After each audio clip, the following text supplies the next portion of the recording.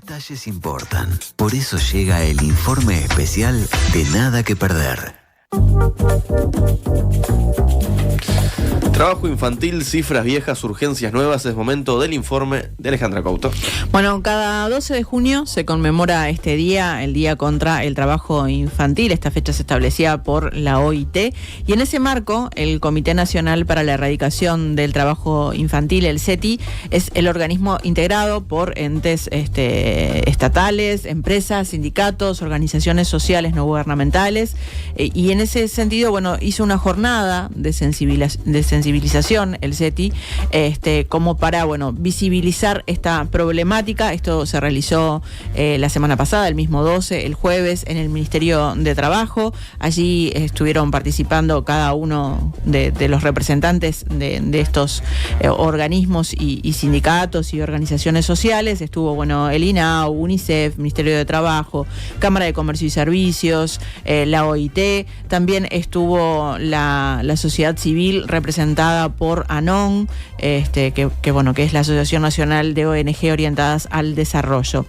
Cada uno expuso y cada uno desde su lugar habló de esta problemática con un enfoque un tanto diferente a lo que hemos visto durante otros años. Incluso, no sé si tomaron en cuenta que este año no se habla de cifras y sin embargo años anteriores hemos hablado de cifras y decimos, bueno, creció el trabajo infantil y en realidad lo que se tenía era, lo que había crecido eran las denuncias de trabajo infantil. En realidad no hay un panorama certero de lo que está sucediendo hoy por hoy en Uruguay. De acuerdo a la Organización Internacional del Trabajo, en el mundo hay 138 millones de niños trabajando. Una cifra que, aunque es menor que esos 160 millones de algunos años atrás, bueno, sigue siendo realmente escandalosa, ¿no? 138 millones, es muchísimo. Si vamos al plano local, los datos que tenemos son del 2010, o sea, hace muchísimos años que no se sacan allí unos datos oficiales. En aquel momento, entre 65.000 a 90.000 niños, niñas y adolescentes trabajaban en nuestro país. O sea, 1 de cada 10 niños. Era un montón, era muchísimo. Son datos obviamente muy viejos que se están actualizando porque se acaba de cerrar justamente a nivel nacional una encuesta que se está procesando en este momento y que va a arrojar estos datos oficiales antes de que termine este mes, antes de terminar junio. Así que ahí vamos a tener un panorama completo de cómo está la situación. Según el comunicado del Comité Nacional para la Erradicación del Trabajo Infantil, es necesario ajustar la normativa, fortalecer la protección social, asegurar la escolarización plena, la calidad y extensión del tiempo pedagógico. Recordemos que, obviamente, el tema de que los gurises necesiten trabajar, tengan que trabajar, afecta su situación estudiantil, porque, bueno, muchas veces tienen que faltar a la escuela o no le pueden dedicar el tiempo necesario. Escuela, liceo, bueno, la trayectoria que estén cursando en ese momento. También habla de invertir con enfoque de género, étnico-racial, territorial. No es la misma situación que se vive en la capital, en Montevideo, que lo que se vive en el área rural, por ejemplo. Capacitar, sensibilizar, generar evidencia, destinar recursos suficientes. Bueno, todas estas son las prioridades del CETI. Y bueno, con una de las personas que justamente hablé para realizar este informe fue con el Inspector General del Trabajo y de la Seguridad Social, Luis Puch, a quien, bueno, le consulté por un lado acerca de las causas y las consecuencias que tiene el trabajo infantil. Podríamos decir que se interrelacionan. No cabe duda que el trabajo infantil es producto de la pobreza y la desigualdad imperante en la sociedad y que de alguna manera la realización del trabajo infantil que se genera porque ese núcleo familiar no logra acceder a prestaciones de calidad en base a los bajos salarios, a la informalidad laboral, en base a un círculo de reproducción de pobreza y desigualdad, y que el trabajo infantil viene a intentar colaborar con una especie de salario familiar. Y esto que muchas veces se discute en el país y en el mundo, donde hay personas influyentes que intentan convencernos permanentemente que el trabajo infantil forma parte de una cultura imprescindible del trabajo, desconocen que en realidad el trabajo infantil priva al niño, niña o adolescente de educación. Muchas veces no se concurren en los centros educativos. En las épocas de zafra, en diferentes diferentes partes de nuestro país, los maestros saben que determinados niños no van a concurrir. Y eso, que tiene sus causas en la pobreza y desigualdad, como decíamos, también constituye un factor fundamental en perpetuar esa situación. Hace pocas semanas estuvimos con la Inspección General del Ministerio de Trabajo en Bella Unión, en la caña de azúcar, viendo las condiciones, muchas veces de precarización del trabajo, de malas condiciones de trabajo en general, que estamos tratando de que se empiecen a revertir en una articulación con otros sectores del Estado. Había cañeros que me decían que habían empezado a trabajar a los 11, a los 13, a los 14 años, acompañando a sus padres a dar una mano en la zafra de la caña, y que siguieron toda su vida, año tras año, realizando la zafra de la caña. Bueno, Puch señala que si no se logra evitar las causas que generan esto, no se puede pensar en evitar las consecuencias, y que seguramente si no se logra revertir esta situación, los hijos de estos cañeros, que hoy por hoy son niños, niñas y adolescentes, van a seguir con este círculo vicioso, y sus hijos van a trabajar también en la zafra, y es algo muy difícil de controlar después. Entonces, en algún momento esto se tiene que cortar, obviamente. No, y me parece que hay algo que decía Puch, que creo que es lo central, y es que mientras estos niños están destinando ese tiempo para trabajar, no están destinando un tiempo que es vital, que es para formarse, para estudiar. Sí, y lo peor de todo esto es lo que él menciona de la maestra, que dice, bueno, se sabe que en tiempos de zafra algunos alumnos van a faltar. Tenemos naturalizado en muchas localidades de nuestro país que los gurises trabajan. Nosotros lo vemos quizás en la capital en otro tipo de trabajos, como lo que tienen que ver con los cuidados. Ah, sí, bueno, no, hoy no vino porque está cuidando a los hermanitos. Como algo hasta valorado, claro, en muchas ocasiones, porque decimos, qué bien, está cuidando a los hermanitos. No, qué mal que se necesite que la hermana mayor falte al liceo para quedarse con los hermanos. Y ahí requedamos en lo de siempre, lo importante de tener un sistema de cuidados robusto. Por supuesto. Bueno, si miramos los datos del 2010, a partir de los 8 años comienza el trabajo infantil. A partir de los 11 esto empieza a interferir con los estudios, y en el área rural en aquel momento existía un 21.1% de niñas, niños y adolescentes que declaraban realizar algún tipo de actividad. En la capital, en tanto, o en el área urbana, era 10.9%, la mitad, pero también una cifra alarmante. Los varones eran empleados en el área, agricultura, pesca, ganadería, construcción, y las niñas más que nada en lo que tiene que ver justamente con servicios y cuidados. Algo que quedó muy claro después de escuchar a Puch y a todos los actores que expusieron allí en este evento que decía en el Ministerio de Trabajo el jueves pasado, fue que en realidad, sin dudas, tiene origen y consecuencias relacionado con la pobreza, ¿no? y la desigualdad como aspecto fundamental. Y con una de las personas con la que hablé sobre esto fue con quien expuso en esta mesa de expertos en representación de ANON, de las ONG, con el psicólogo y vocero de CIPU, con Fernando Olivera, con quien hemos hablado en diferentes oportunidades de diferentes carencias que tienen los niños, pero en este caso hablamos justamente de cómo la pobreza influye en el trabajo infantil. Está íntimamente ligado con las condiciones económicas de la familia. Hablamos de trabajo infantil como una estrategia de supervivencia de las familias. Cuanto más informalidad, más pobreza, más desigualdad, seguramente haya más trabajo infantil. El trabajo infantil viene a cubrir todas esas cuestiones que quedan a resolución de las familias sin una protección del Estado. Obviamente, ante la imposibilidad de acceder a un sistema de cuidados, pagos o a otras cuestiones, vivienda y demás, y alimentación, es necesaria la mano de obra infantil para cubrir esas necesidades, que no necesariamente requiere remuneración, sino que puede ser remunerado o no, pero cubre todas aquellas necesidades por las cuales la familia debería pagar. Por ejemplo, en el tema de cuidados, trabajos domésticos, traslado de sus hijos, y si de repente puede aparecer vinculado a cuestiones de mendicidad o demás. Y como muchas veces acompaña la propia tarea que desarrolla la familia,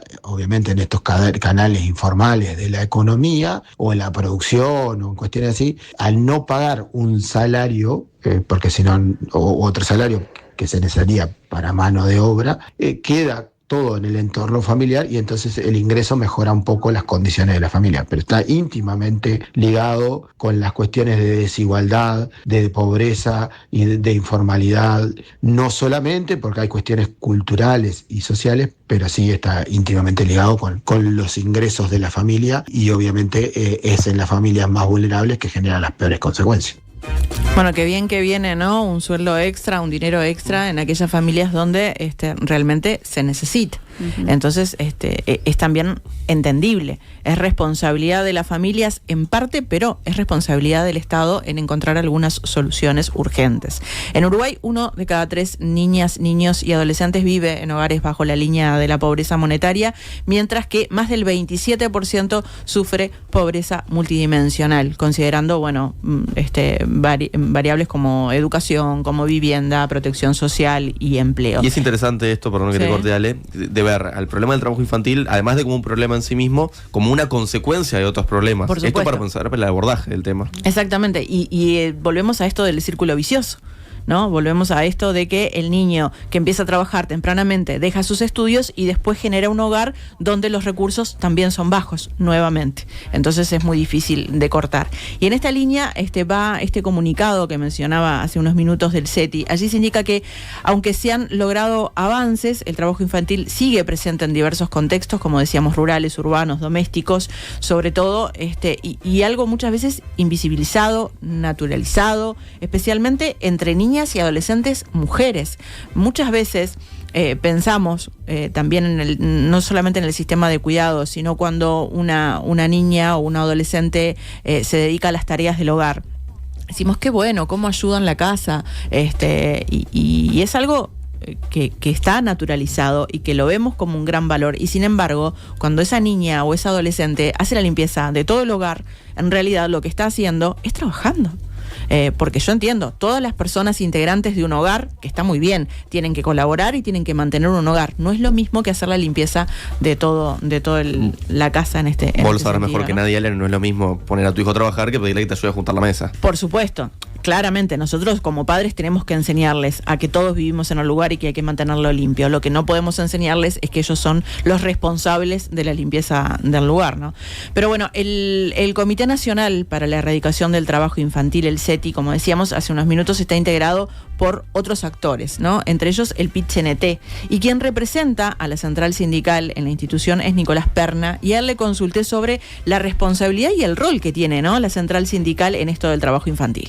Es importante destacar que el trabajo infantil suele darse en el contexto de mayor vulnerabilidad social y económica, afectando principalmente a los niños y niñas que nacen en hogares carenciados. En ese sentido, destacar que el PIT-CNT propuso en el estrado del Día de los Trabajadores aplicar un impuesto del 1% a la parte más rica de nuestra sociedad, para así poder activar un plan para eliminar toda la pobreza infantil. Porque después de todo, la pobreza es la madre de todos los males, y el trabajo infantil también es producto de las desigualdades en la sociedad. Asimismo, el PIT-CNT plantea la necesidad de declarar la emergencia en infancia y adolescencia, que un poco está también enrabado con esto que te decía al principio. Yendo un poco más específico, entiendo que la contribución que tiene el PIT-CNT a la sociedad y a buscar maneras de erradicación del trabajo es la organización sindical en los sectores donde predomina el trabajo infantil, en el entendido que a mayor organización, menor vulneración de derechos. Por otro lado, bueno, la sensibilidad del movimiento obrero hacia toda la sociedad en general sobre esta problemática, y el interés por concientizar. Desde nuestro rol como central también exigimos sistemáticamente políticas públicas que puedan también combatir este flagelo. Estamos también en sintonía con otras organizaciones sociales que plantean la necesidad de un plan nacional de erradicación del trabajo infantil que contemple todas sus formas, incluyendo aquellas que se dan en el marco de la economía ilegal. Bueno, antes se decía, ¿no? Empecé a trabajar a los 8 años y esto se decía como con mucha honra, y hoy lo que sabemos es que aquellas personas que comenzaron a trabajar muy temprano, en su mayoría, son adultos precarizados, informales, sobre todo pensando en un mercado laboral que cada vez exige más, que cada vez exige que el trabajador esté más capacitado, más preparado, que tenga más estudio. Entonces, obviamente, quien empieza a trabajar a temprana edad es muy difícil llegar a ciertas condiciones que piden los empleadores para ocupar un trabajo que tenga un sueldo digno medianamente, ¿no? Recién mencionábamos algunos sectores donde podemos encontrar trabajo infantil y sobre esto también profundicé con Pernas. Se presume que el trabajo infantil se da en áreas rurales, donde históricamente se presenta con mayor incidencia todas aquellas tareas de naturaleza, entre comillas, colaborativa, en tareas agropecuarias, ganaderas. Bueno, recientemente se vieron niños trabajando en la industria tabacalera, fue de impacto la noticia. Por otro lado, visualizamos jóvenes trabajando en áreas peligrosas, con el manejo de máquinas o con herramientas que pueden lastimarlos, ¿verdad? También vemos en el comercio, en el área de servicio, también se ven gurises trabajando. Bueno, en la industria manufacturera también hemos visualizado que también hay gurises que están trabajando, gurises menores. Y después no quiero dejar de nombrar todo lo que es la economía ilegal y todas las actividades de riesgo vinculadas con esta economía, como el microtráfico, todo lo que las explotaciones, la mendicidad, todas las formas del peor trabajo y explotación que podamos visualizar. También últimamente se ha visto el trabajo en redes sociales, en plataformas, trabajo doméstico excesivo, obviamente, el trabajo de los cuidados, que generalmente estos dos que te nombro generalmente recaen en las niñas y adolescentes mujeres, ¿verdad? Bueno, Pernas sí menciona a las tabacaleras y tenemos que cambiar desde la política, no solamente por políticas públicas, sino desde el discurso también, ¿no? Porque hace unos años escuchábamos discursos realmente preocupantes. Sí, recordábamos ahora contigo, Ale, que en 2023 el intendente de Artigas, Pablo Cara, había dicho en Telemundo, en el programa matutino en Desayunos Informales, que era normal y deseable ver a niños y niñas trabajar para las tabacaleras. Sí, después tuvo que retractarse obviamente de esto, pero en aquel momento generó alarmas de todo tipo, porque estamos hablando de hecho un creo que en el momento, ¿no? Llegó a que se planteara que se iban a hacer algunas inspecciones. Sí, de hecho se hicieron. Bueno, pero escuchábamos también a Perna mencionar el crimen organizado.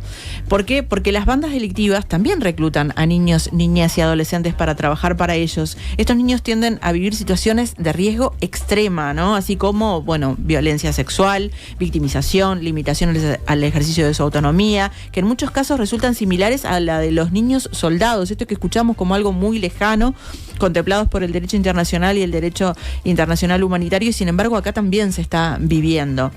Se los utiliza de mula, de campana, de delivery.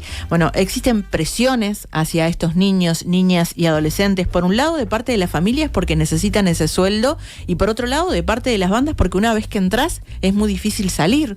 O por otro lado, estas bandas presionan a las familias para que estos niños no salgan, porque obviamente es una mano de obra que es sumamente conveniente, es muy difícil que la policía pare a un niño, entonces se utilizan para diversos temas que tienen que ver con los narcos, ¿no?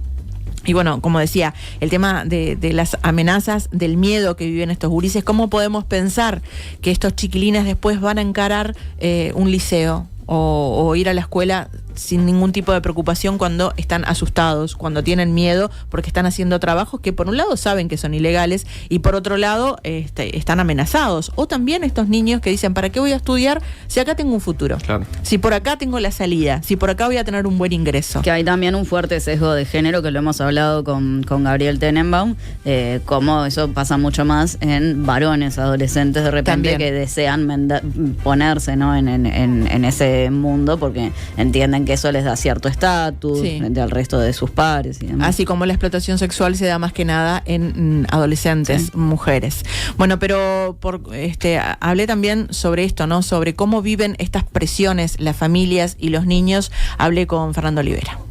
quedan muchas veces niñas y adolescentes de las familias más vulnerables expuestos a estas situaciones que se dan en algunos territorios. Sí debemos de pensar muy seriamente dentro de la política pública uruguaya, debe pensar cómo genera protección en todas estas cuestiones de informalidad que se desarrollan en muchos de los territorios y cómo generamos protección a las infancias y sobre todo cómo creamos protección en estos niños, niñas y adolescentes que sus familias quedan expuestas a las economías ilegales. A veces puede ser por una cuestión de una elección familiar, pero muchas veces quedan expuestas por presiones y tensiones en las cuales quedan enmarcada la violencia y la explotación en determinados territorios. Cumplen diferentes roles en el territorio dentro de una serie de actividades dentro de las economías ilegales que pueden ir desde campana frente a un robo, de campana frente a una boca, cuestiones de seguridad dentro del microtráfico, mula, una cantidad de roles que cumplen dentro de estas cuestiones más de economías ilegales, y las niñas y las adolescentes mujeres ahí quedan más entrampadas en una vieja lógica donde los varones quedan más en lo externo y las mujeres más en lo interno, una división sexual del trabajo más arcaica, y cumplen diferentes roles más vinculados a lo doméstico, o sea, cuestiones de limpieza, cuidados, hasta la explotación sexual. También cumplen cuestiones de garantías en una boca, bueno, un sinfín de actividades que cumplen niñas y adolescentes dentro de estos mercados ilegales. Bueno, él menciona allí en un momento lo que tiene que ver con la seguridad, ¿no? Y muchas veces sucede que estas bocas tienen deudores. Y a los deudores hay que apretarlos. Entonces los niños que son más robustos, los adolescentes que son más robustos o que se perfilan con una buena impronta para seguir esta línea delictiva, son los que van a justamente hacer que estas personas paguen a sus deudores, ¿no? Realmente es terrible. Y acá entra en juego lo que hace el Estado, ¿no? Con estos niños, pero sobre todo con estos adolescentes que ingresan al mercado ilícito por necesidad. Escuchamos lo que nos decía Luis Puch del Ministerio de Trabajo. Creo que muchas veces se ve a las víctimas en esta situación que se consolida en nuestro país y en la región y en el mundo, donde el crimen organizado logra captar a niños, niñas y adolescentes para determinadas actividades delictivas y por las cuales esos jóvenes exponen su vida, y en realidad ocurre porque muchas veces el Estado no está presente para poder generar las oportunidades que se le deben generar al conjunto de la población, y cuando esos jóvenes, esos niños, niñas, adolescentes caen en las garras del crimen organizado, muchas veces la sociedad los ve como victimarios, cuando en realidad son víctimas, y muchas veces lo que se recurre es a políticas punitivas. Debieran existir otras políticas por parte del Estado. Debemos ser capaces de poder articular los planes sociales, la educación, el asegurar el desarrollo integral de las personas en esa franja etaria y no verlos como delincuentes, porque en esa realidad los vamos a seguir entregando a las garras del crimen organizado. Por tanto, la actitud del Estado es una actitud integral, y creo que se han hecho esfuerzos y deben extremarse los esfuerzos en ese sentido, en que tengamos un Estado presente en materia de seguridad social, en materia de políticas educativas, políticas integradoras, que el Estado brinde la posibilidad de alternativas a eso que en algunos barrios, en algunas regiones de nuestro país, se presenta como la única alternativa, que es pasar a formar parte de ese crimen organizado. Bueno, este es un trabajo que se tiene que hacer de manera interinstitucional, se debe realizar de manera coordinada entre varios actores, como justamente se está haciendo ahora con el Comité de Erradicación del Trabajo Infantil. Cuando hablamos de acuerdos intersectoriales, bueno, de alguna manera el propio Comité de Erradicación del Trabajo Infantil integra actores gubernamentales de diferentes áreas y al mismo tiempo organizaciones sociales, trabajadores organizados en el PIC-CNT, cámaras empresariales, UNICEF, el INAU, el Ministerio de Trabajo.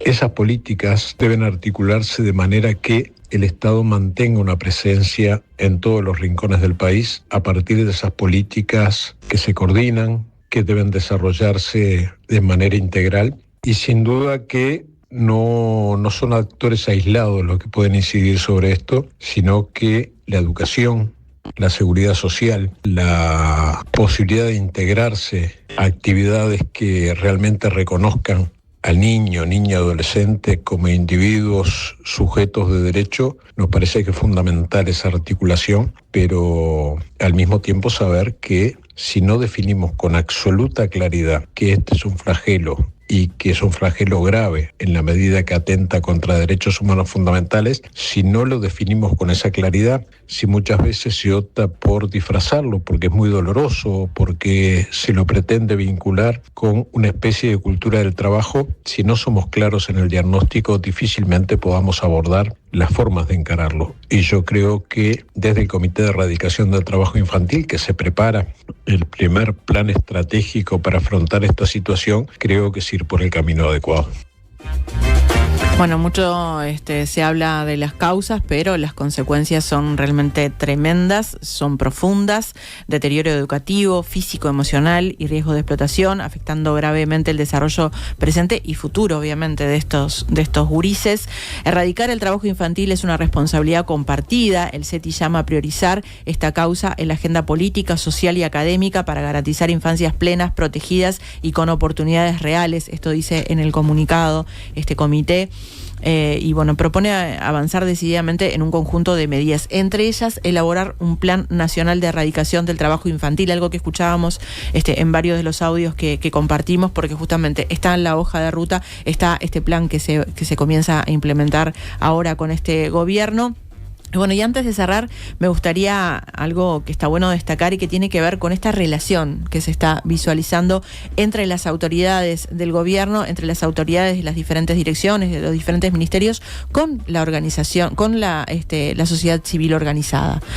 Porque bueno, se está teniendo esta escucha, se está teniendo esta impronta de realizar un plan, de marcar una hoja de ruta con cada una de estas prioridades que se tienen desde las organizaciones civiles, que son las que trabajan en territorio y que ven las necesidades que tienen, sobre todo lo que tiene que ver con infancias. Y sobre eso conversé con Fernando Olivera, sobre cómo ha sido, ¿no?, el abordaje de las nuevas autoridades en relación a los diferentes planteos que tienen las organizaciones sociales. Hubo un cambio importante con respecto a todos los gobiernos anteriores con la mirada acerca del trabajo infantil. En realidad, como todavía se están procesando algunos cambios, o algunos son muy recientes, institucionales, realmente todavía no se ha podido dimensionar todo el tema. Pero aparecen algunas señales claras. Con respecto a las infancias en general, la participación de sociedad civil en el diálogo nacional y un capítulo específico sobre infancias es sumamente relevante. La creación de la bicameral de garantía de protección de